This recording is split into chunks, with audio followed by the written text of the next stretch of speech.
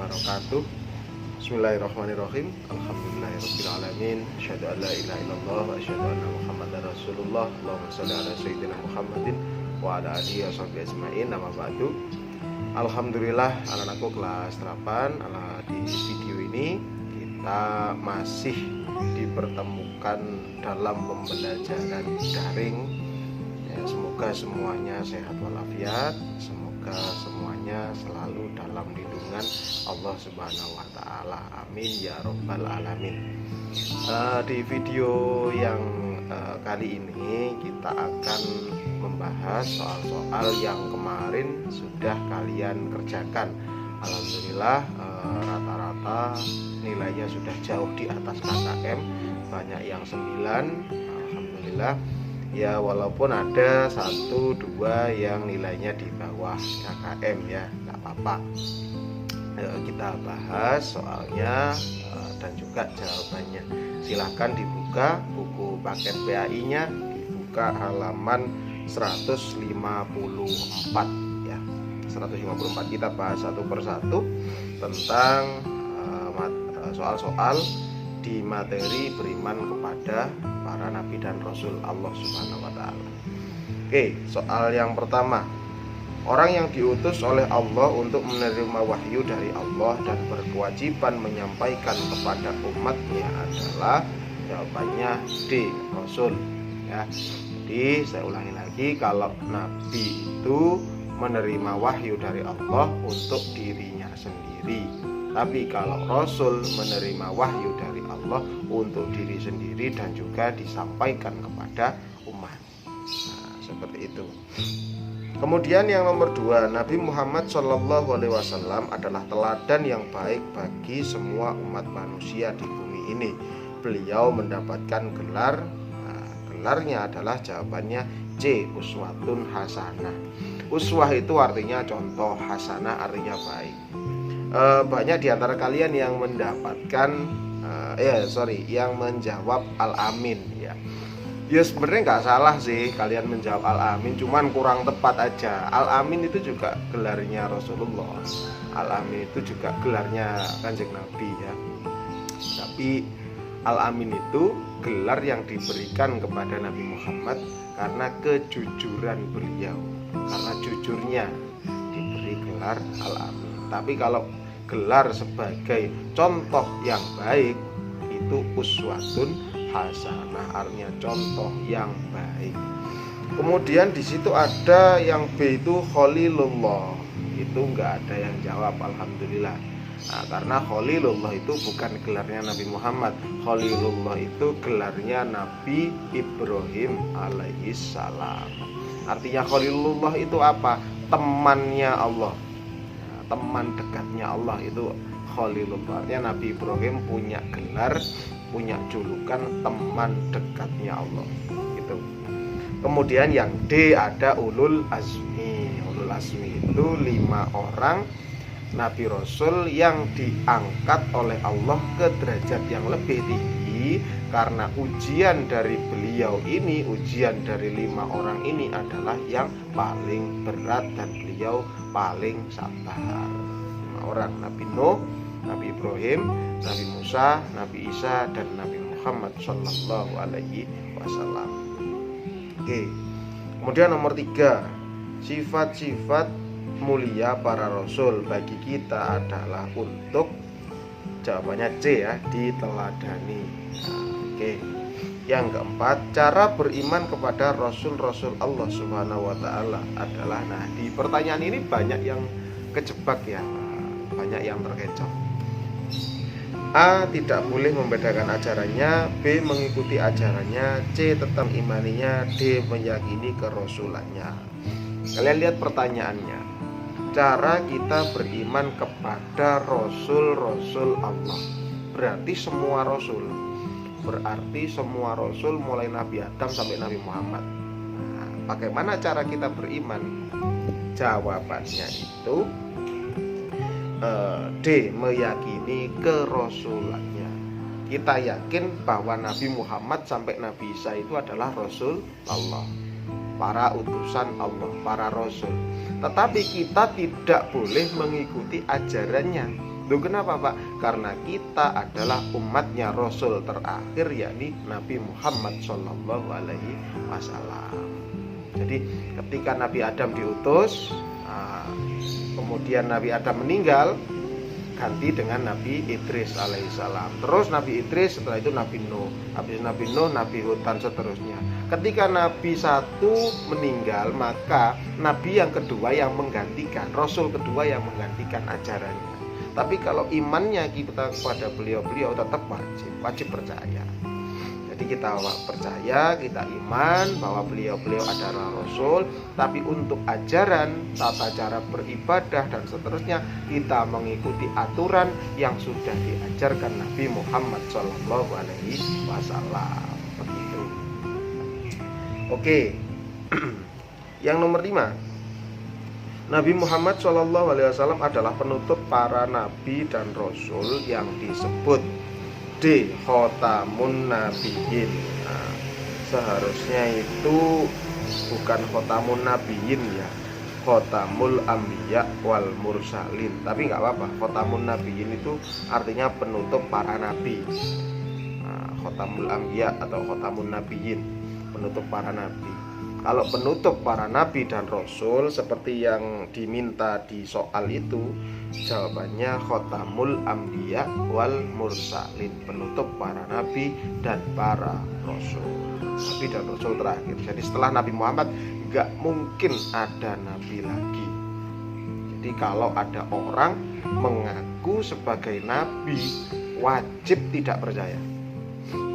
Setelah Nabi Muhammad gak ada nabi lagi, apalagi rasul, gak ada, kecuali namanya Pak Rasul ya, mungkin namanya Rasul. Tapi kalau dia mengaku sebagai Rasul utusan Allah, wajib kita tidak percaya, jangan percaya. Oke.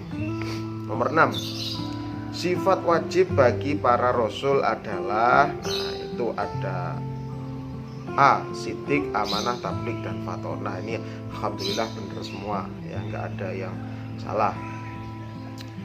Kemudian yang nomor 7, Rasul ini diberi mukjizat bisa membuat kapal besar yang dapat menampung seluruh umatnya yang beriman kepada Allah Subhanahu wa Ta'ala.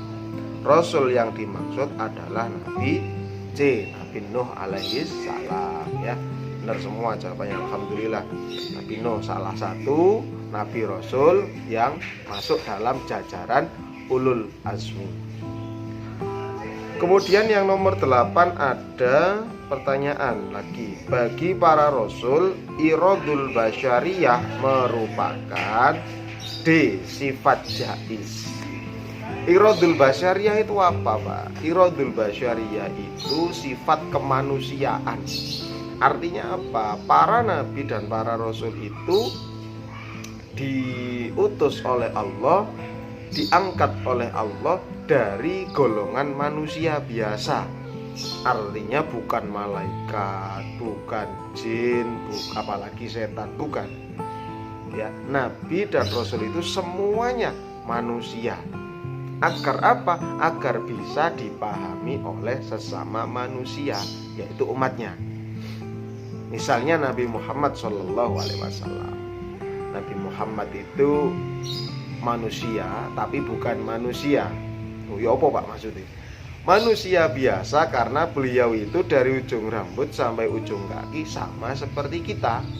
Ia punya kulit, ia punya telinga, ia punya mata, punya perut dan seterusnya. Sistem pencernaannya sama, terus ya keluar keringat dan sama seperti halnya manusia biasa. Itu disebut iradul basyariyah.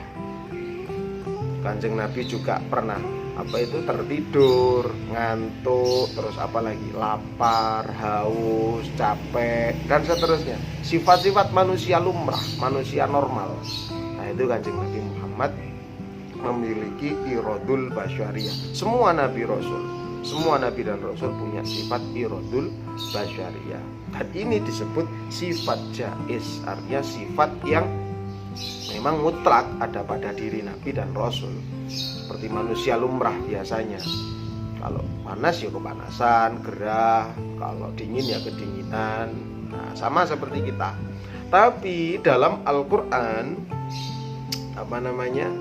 Nabi Muhammad disuruh oleh Allah mengatakan, "Qul innama ana basyarum mitslukum." Katakanlah hai Muhammad, aku adalah manusia biasa seperti kamu, seperti kalian. Jadi Nabi Muhammad itu disuruh oleh Allah bilang ke umatnya, aku iki podo ambek sampean kabeh. Aku sama seperti kalian. Tapi terusan ayatnya adalah yuha ilayya, tapi aku diberi wahyu oleh Allah. Aku diberi petunjuk oleh Allah berupa kitab suci Al-Quran. Itu Nabi Muhammad. Kalau nabi Rasul sebelumnya ada yang dikasih kitab Taurat, Nabi Musa alaihissalam. Ada yang dikasih kitab Zabur, Nabi Dawud alaihissalam. Dan ada yang dikasih kitab Injil, Nabi Isa alaihissalam. Oke. Jadi iradul basyariyah itu sifat-sifat kemanusiaan ya, sifat-sifat manusia lumrah pada umumnya. Terus yang nomor 9, Rasul mempunyai sifat fatonah. Oleh karena itu mustahil baginya bersifat baladah. Fatonah artinya cerdas, pintar, bijaksana. Kalau baladah artinya bodoh ya. Nah, nomor 10, kelebihan atau kemampuan luar biasa yang diberikan kepada Nabi untuk menguatkan dakwahnya adalah mukjizat. Nah, mukjizat ini kelebihan atau kejadian luar biasa yang diberikan oleh Allah kepada para nabi dan rasul untuk menguatkan dakwahnya. Ya, jadi kejadian ini, mukjizat ini hanya pada waktu tertentu saja. Misalnya Nabi Musa alaihissalam yang terkenal ya. Nabi Musa itu salah satu mukjizatnya yang terkenal adalah membelah laut dengan tongkatnya. Jadi tongkat dipukulkan ke laut, atas izin Allah laut terbelah. Nah, itu hanya sekali itu saja, karena Allah memerintahkan, ya Musa idrib bi'asokal bahr, pukulkan tongkat ke laut merah itu. Tapi kalau nggak diperintah oleh Allah, ya walaupun dipukul berkali-kali ya nggak akan terbelah. Apalagi yang mukul kita. Coba sampean golek pring atau golek kayu nang kali gepuken, terbelah tagak sungai ini. Insya Allah banyune nyiprat nang sampean dewi. Atau misalnya gak kali ya nang toilet lah, nang kamar mandi, pukul terbelah ndak itu? Enggak mungkin. Karena apa? Bukan mukjizat. Wong Nabi Musa alaihissalam saja menerima mukjizat ya hanya satu kali itu, ketika berangkat mau menyeberang Laut Merah, dipukul, tak, laut terbelah. Kemudian sampai di seberang Allah memerintahkan lagi, masih harus diperintah, wahai Musa pukulkan lagi tongkat itu ke Laut Merah. Baru Nabi Musa memukulkan tongkat. Jadi bukan tiba-tiba Nabi Musa langsung Laut Merah tak pukul biar terbelah, tidak, menunggu perintah dari Allah, yaitu mukjizat.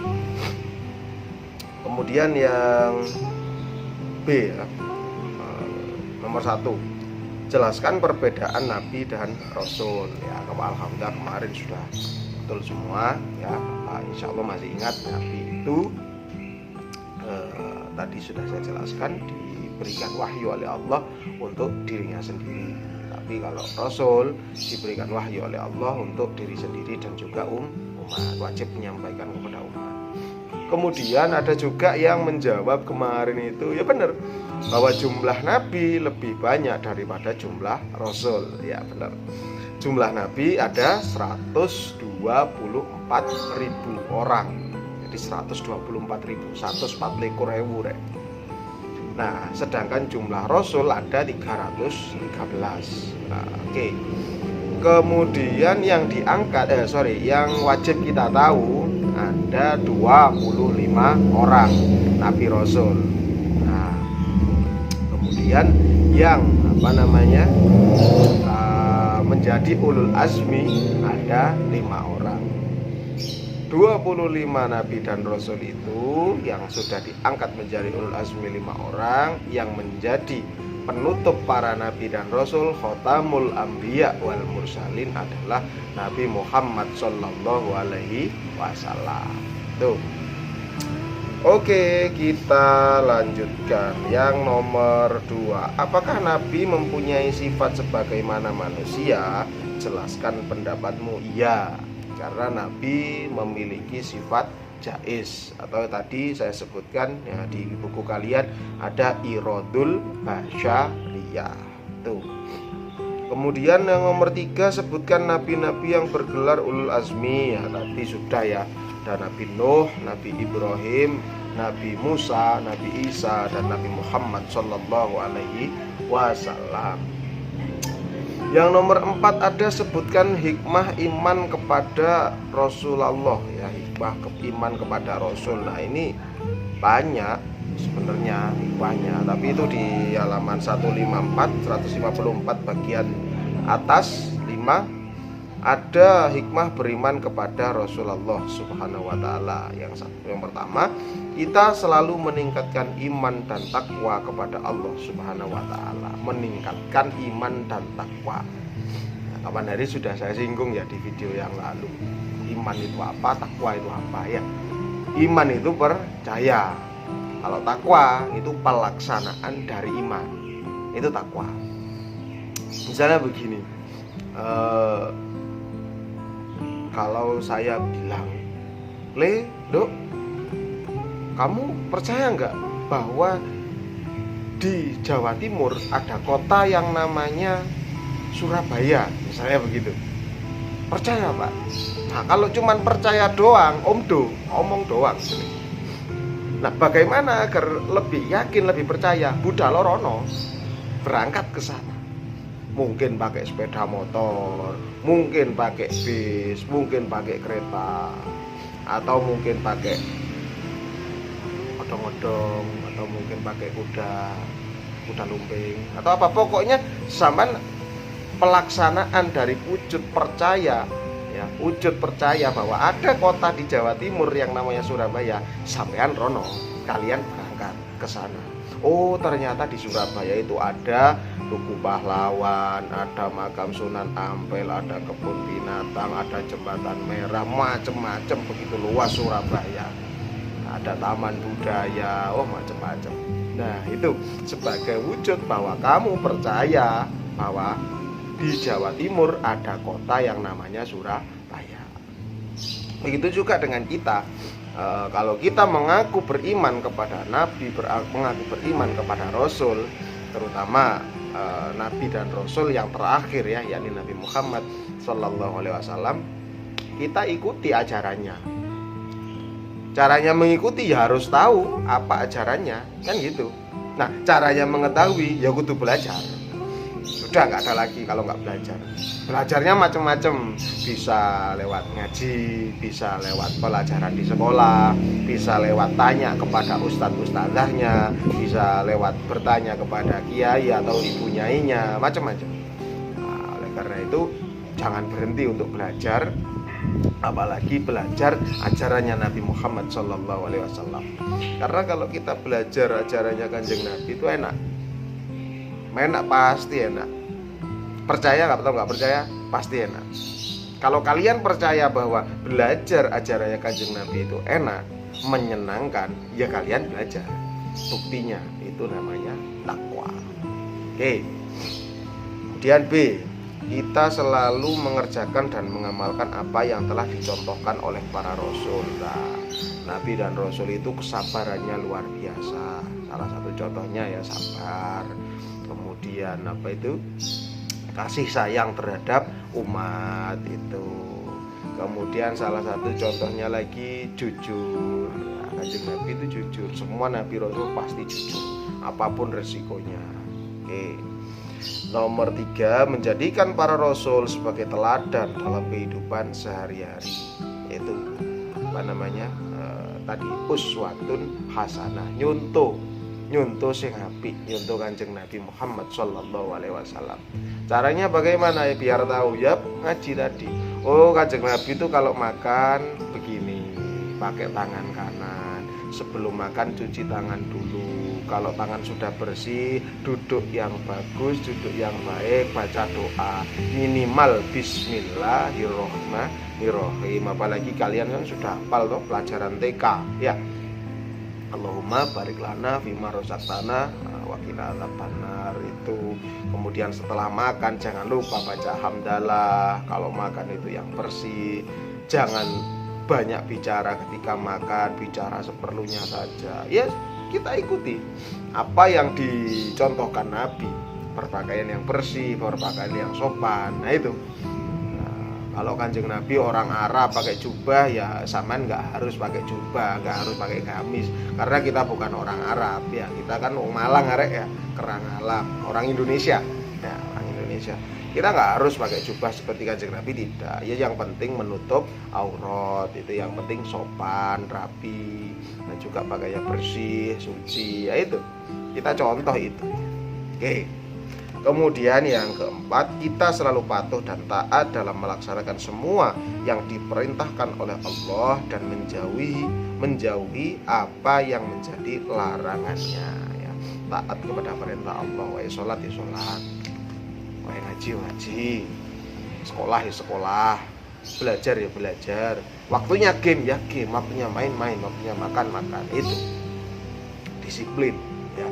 Kemudian yang nomor 5, pertanyaannya kembali ke halaman 156. Apa yang kamu ketahui tentang Nabi Muhammad SAW? Nah, kemarin alhamdulillah jawabannya itu bagus-bagus ya. Walaupun ada beberapa jawaban yang sangat pendek sekali, tapi ya bener juga sih. Kemarin tuh kalau nggak salah ada yang jawab Nabi Muhammad adalah Nabi yang lahir di kota Mekah tanggal 12 Rabiul Awal tahun Gajah. Sudah gitu aja. Yo benar. Cuman nggak itu aja seharusnya. Masa cuman itu yang kalian ketahui dari Nabi Muhammad? Ya Nabi Muhammad itu orangnya cerdas. Ayahnya bernama Sayyid Abdullah, ibunya Sayyidah Aminah. Kemudian ketika Nabi berusia 25 tahun menikah dengan yang namanya Sayyidah Khadijah. Kemudian Nabi ketika berusia 40 tahun diangkat oleh Allah menjadi Rasul, menjadi Nabi dan Rasul melalui penerimaan wahyu pertama di Gua Hira. Wahyu pertamanya surat Al-Alaq ayat 1-5. Kemudian macam-macam ya, seharusnya diterangkan lebih banyak. Ada kemarin ya, alhamdulillah yang menerangkan lebih banyak jawabannya. Oke, kiranya itu yang bisa saya sampaikan di video pembelajaran singkat ini ya. Nanti buat persiapan kalian PTS ya, persiapan sebentar lagi sudah PTS. Selamat belajar untuk mata pelajaran yang lain. Selamat mengikuti kegiatan pembelajaran. Jangan lupa jaga kesehatannya, jaga diri masing-masing, keluarga masing-masing ya. Semoga semuanya sehat selalu. Dan jangan lupa jaga sholatnya, ngajinya di rumah mumpung daring. Jangan hanya digunakan untuk hal-hal yang kurang bermanfaat. Terima kasih sekali lagi. Mohon maaf kalau ada kesalahan. Wallahu a'lam bishawab. Assalamualaikum warahmatullahi wabarakatuh.